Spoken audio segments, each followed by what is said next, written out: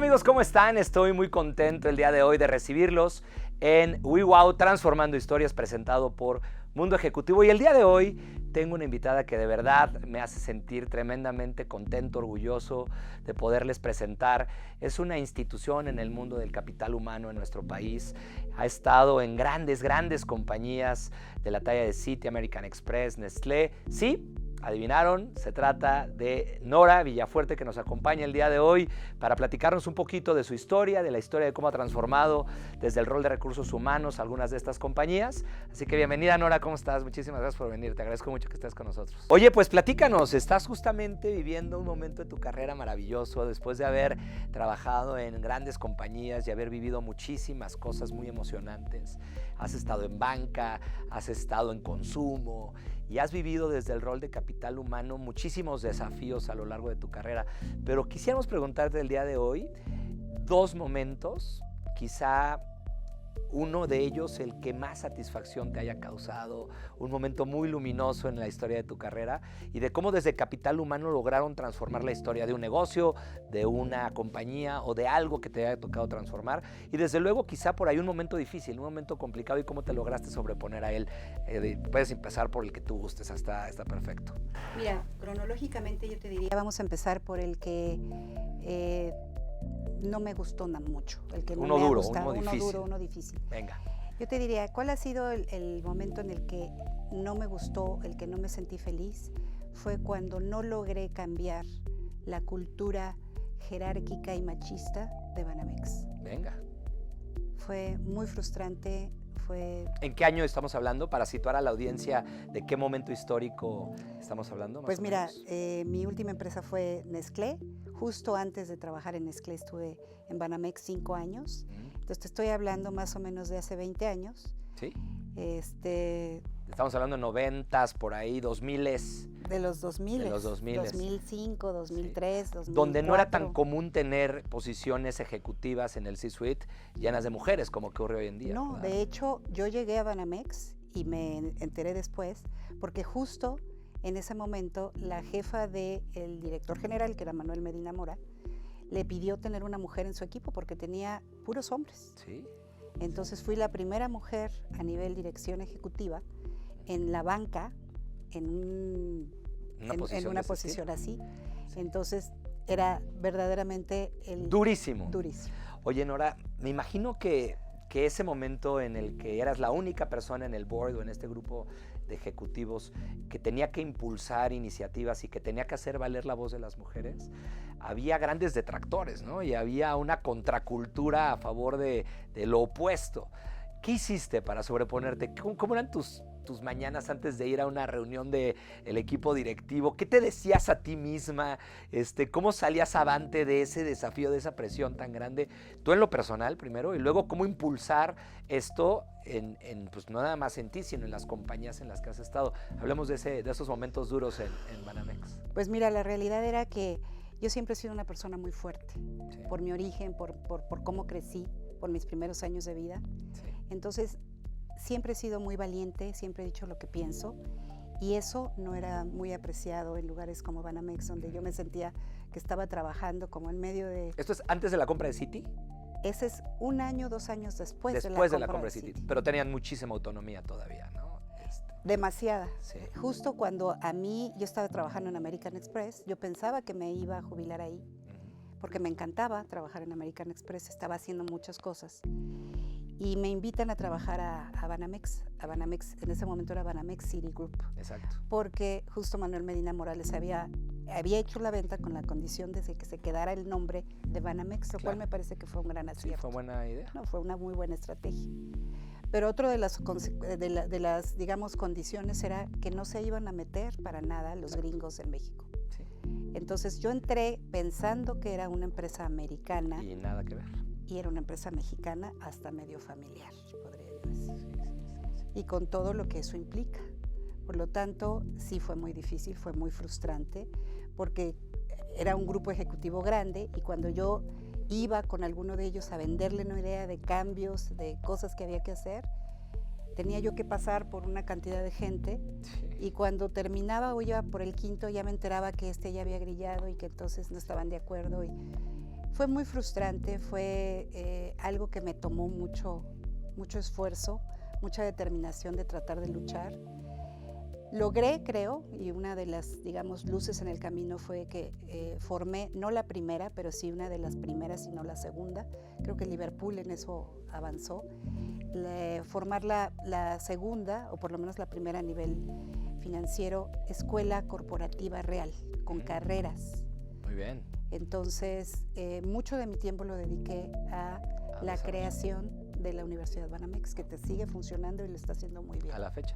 Oye, además llegando tú de American Express Company México, que tenía... Muy americanizada. Súper arraigado los temas incluso de diversidad, Sí, claro. de inclusión. Hoy en día American Express es reconocida dentro de la misma comunidad LGBTQ+, como uno de los mejores lugares para trabajar. Y esto no es fortuito, es que son años de haber trabajado y pugnado por eso, ¿no? Sí, y llegas a una empresa que tú piensas que está en un proceso fuerte y que te llevan para hacer transformación.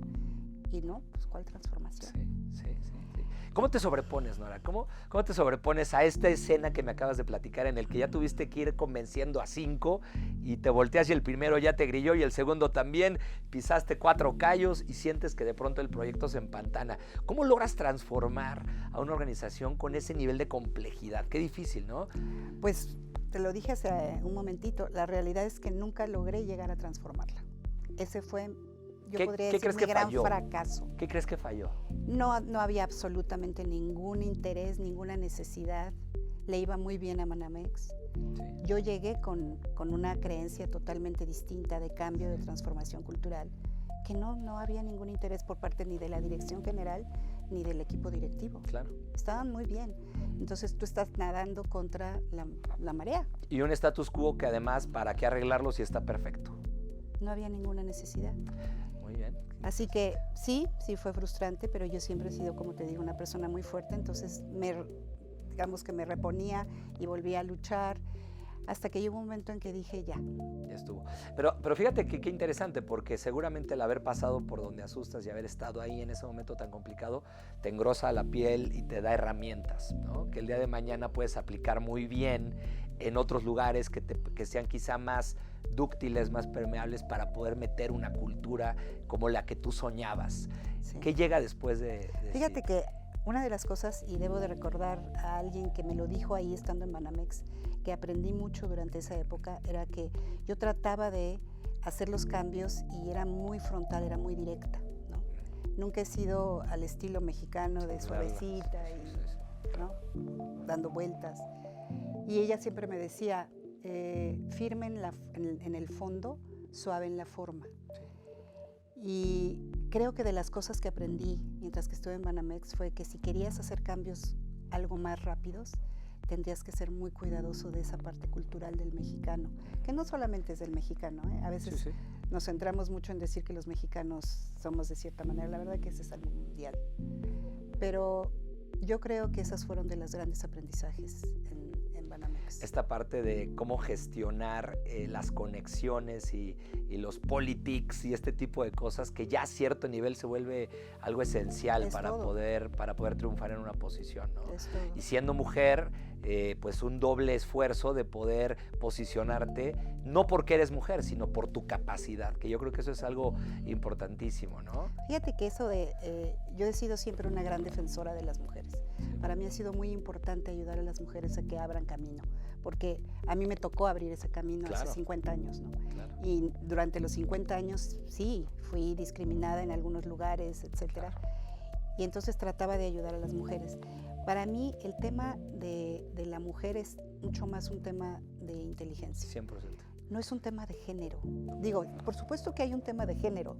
No vayan a malinterpretarme, por favor. La realidad es que hay un tema de género fuertísimo. Sí, pero a la hora del día a día, de cómo luchar, tú tienes que mostrar que es esto lo que vale. Totalmente. Nada más. Totalmente. ¿No? Yo creo que ahí está el secreto, ¿no? Yo recuerdo, a mí me tocó llevar la posición de Disney, de diversidad, equidad e inclusión en Nueva York.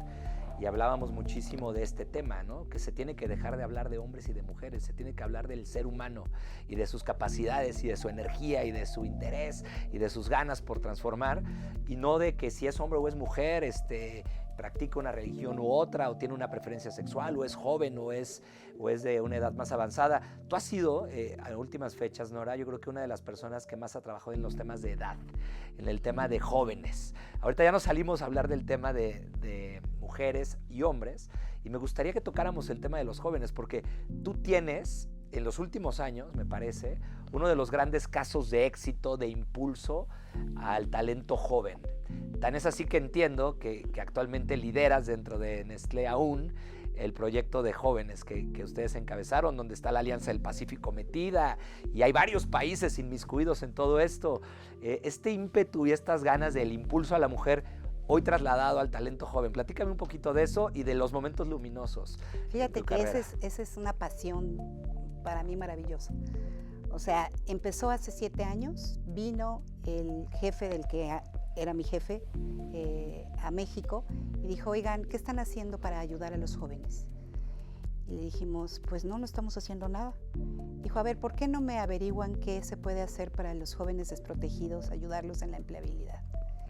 Y ahí empezó todo. ¿Esto fue en qué empresa? ¿Ya en Nestlé? Ya en Nestlé hace 7 años. Yo en Nestlé estuve 15 años, sí, sí, hasta que me jubilé. Hace nada. 2 meses. Nada, está recién salidita del cascarón, como quien dice. Qué bueno, que también tú empezaste la plática diciendo algo de que yo trabajaba mucho en esa parte de los jóvenes, pero también de los viejos como yo, ¿no? Y la realidad es de que empezamos a trabajar para ayudar a los jóvenes y todo empezó con orientación vocacional. Yo siempre he estado convencida de que si a mí me hubieran dado una buena orientación vocacional, seguramente yo hubiera estado en el área de ventas, en el área de operaciones, porque soy muy orientada a la acción. Sí. Y empezamos a trabajar y muy pronto nos dimos cuenta que no era suficiente la orientación vocacional, que teníamos también que trabajar en formación dual. Y formación dual es algo que está empezando en México, es algo que muy pocas empresas lo están haciendo, lamentablemente. Sí. Muchas empresas alemanas lo llevan muchos años haciendo en México y lo hacen extraordinariamente bien, pero todavía no es algo generalizado. Y lo que nosotros empezamos a hacer fue creer en la formación dual. La formación dual es una parte teórica en la escuela y una parte práctica en el trabajo. Pero tomas a los niños, a los chicos, a los jóvenes desde el primer año de bachillerato. Sí, sí. Entonces a los 17 años ya están trabajando contigo. Y el gobierno, con todas las nuevas leyes, te lo permite como un esquema de aprendices. Claro. Y entonces los becarios. los modelas de acuerdo a lo que tú necesitas, con las competencias que tú necesitas, y tienes una fuerza laboral increíble. Y con un amor a la cultura desde el minuto 1. Desde el minuto 1. Entonces ha sido maravilloso. Actualmente sigo liderando ese proyecto en Nestlé, para toda la parte externa de Nestlé. Y además ahora fui nombrada vicepresidenta de formación dual de Concamín. Entonces estamos tratando de generalizar este proyecto para todos los jóvenes en este país, desfavorecidos sobre todo, ¿no? Porque tú sales como un técnico y todavía en México nos cuesta mucho trabajo dar primeras oportunidades. Dar primeras oportunidades y todavía creemos que si no eres licenciado no tienes valor. No tienes valor. Oye, tú lo sabemos, este gobierno lanzó Jóvenes Construyendo el Futuro hace 5 años más o menos. Yo recuerdo muy bien que me invitaste a las oficinas de Nestlé cuando empezó el proyecto de Jóvenes Construyendo el Futuro en México, y Nestlé dijo, nosotros vamos a hacer algo bastante grande, bastante agresivo. Y al poco tiempo ya estaba la Alianza del Pacífico y llegaron 1000 jóvenes de Colombia, me acuerdo. Y yo decía, wow, Nora, qué bárbara. O sea, nos dijo un año antes que esto le iban a meter fuerza, y al año siguiente, amigas y amigos, Nora tenía en el Hotel Camino Real en la Ciudad de México, creo que eran 4000 jóvenes de los 4 países que conforman la Alianza del Pacífico, y hablando de temas de desarrollo, de temas de crecimiento, de temas de liderazgo. ¿Cómo surge esa conexión de Nestlé con la Alianza y cuál ha sido la experiencia que tuvieron en eso, Nora? Pues mira, la realidad es de que todos los países estamos en el mismo lugar, todos los países necesitamos talento, y el talento joven está muy desperdiciado. Entonces necesitamos darles oportunidades, porque tú lo dijiste hace un momentito, los muchachos no encuentran esas oportunidades, talento existe. Y entonces empezó Laurent desde Suiza a establecer esas conexiones con todos los demás países, Perú, Colombia, Chile y México.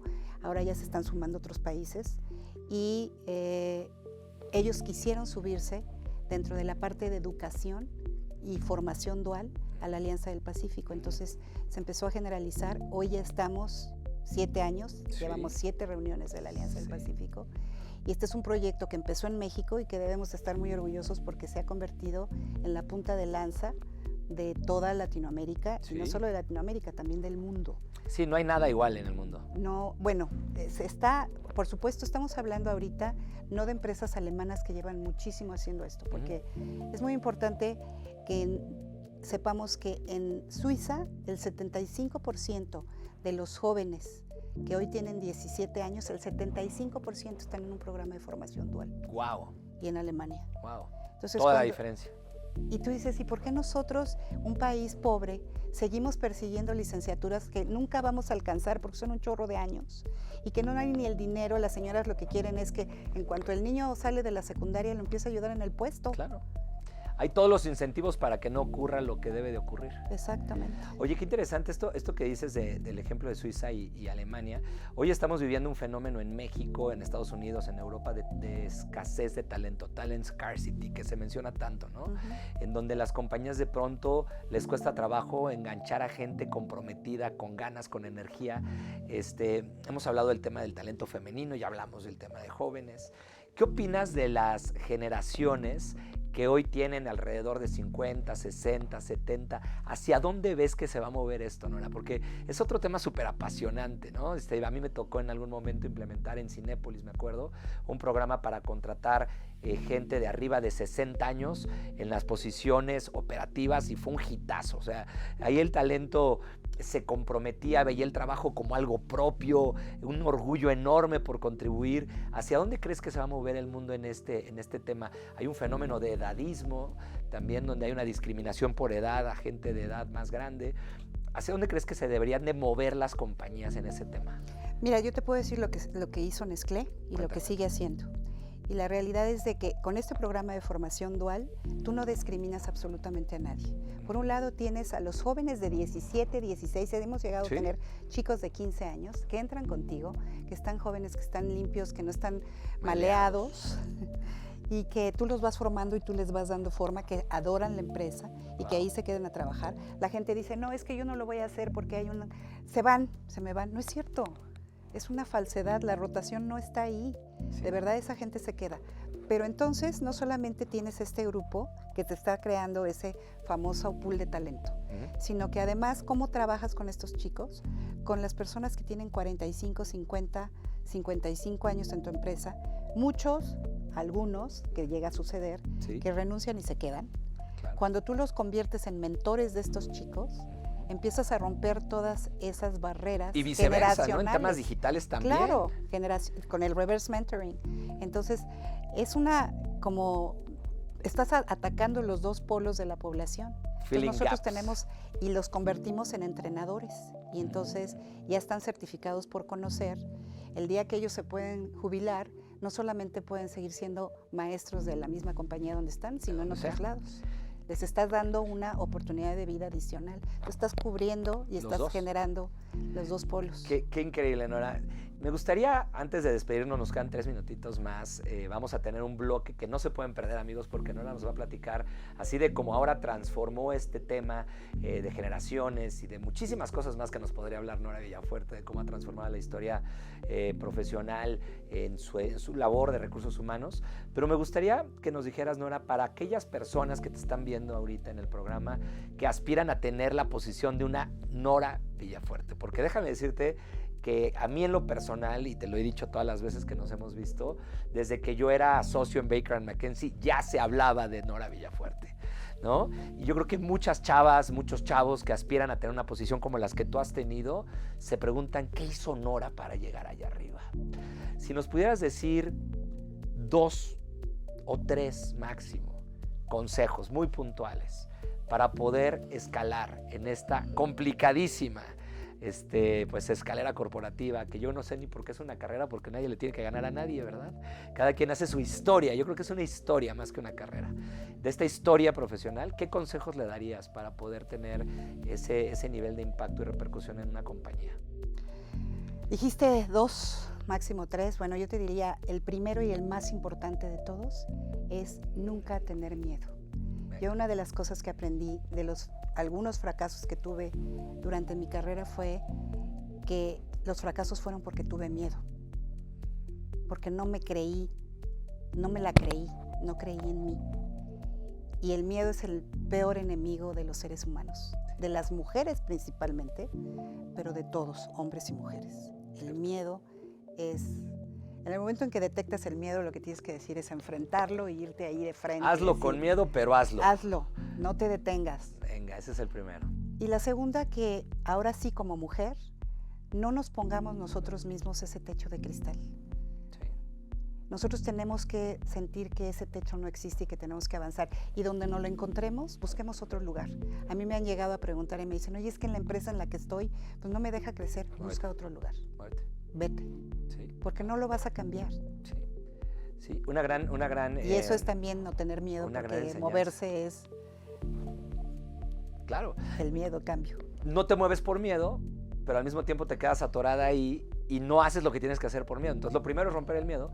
Lo segundo es que el techo de cristal existe, pero es de cristal y se rompe, Nora. Así es. Y lo puedes romper si tienes la determinación, el coraje, las agallas. Y si la estructura de plano no te lo permite, sin miedo, reescribe esa historia en otro lugar. Así es. Yo creo que ese es el gran aprendizaje de la conversación. Nora, ¿algo más que nos quieras platicar? ¿Algo más que nos quieras contar? ¿O dónde te puede localizar la gente? Estoy seguro que mucha gente va a querer ponerse en contacto contigo para preguntarte tips, ideas de toda esta experiencia acumulada estos años en el mundo corporativo. ¿Algo más que nos quieras decir o simplemente dónde te podemos localizar? Primero, que no le tengan miedo a la jubilación. La verdad es de que hay muchas cosas que hacer, hay muchas cosas que dar. Nos toca a nosotros dar, empezar a dar lo que recibimos tanto, porque somos muy afortunados. Segundo, el que me encantaría que las empresas se sumaran a aprender y aceptar la formación dual con un chico, con 2 chicos. No tienen que hablar de muchos más. Y nosotros los ayudamos, les damos todo el know-how, los apoyamos para que vean cómo pueden atraer talento, maravilloso talento, de una manera fácil y no puedo decir gratis, porque sí les tienen que dar una beca, pero verdaderamente barato. Y a tiempo. Y a tiempo. Y por supuesto que se pueden poner de acuerdo y comunicarse conmigo. Yo estoy en Instagram y en Facebook, Villafuerte Nora, y ahí seguro me encuentran. Nora, te agradezco muchísimo. Para mí fue de verdad un agasajo, de verdad un gusto gigantesco poderte tener aquí. Toda mi vida te he admirado, hoy te admiro más por cómo estás viviendo esta etapa de tu vida y a mí me encanta tenerte aquí en el estudio y estoy seguro que a todos y a todas nuestras amigas y amigos del auditorio, no importa qué generación ni de qué lugar del mundo nos escuchen, se van a llevar algo muy valioso de esta plática contigo. Muchísimas gracias, Nora. Gracias, Jorge. Muchísimas gracias y hasta la próxima.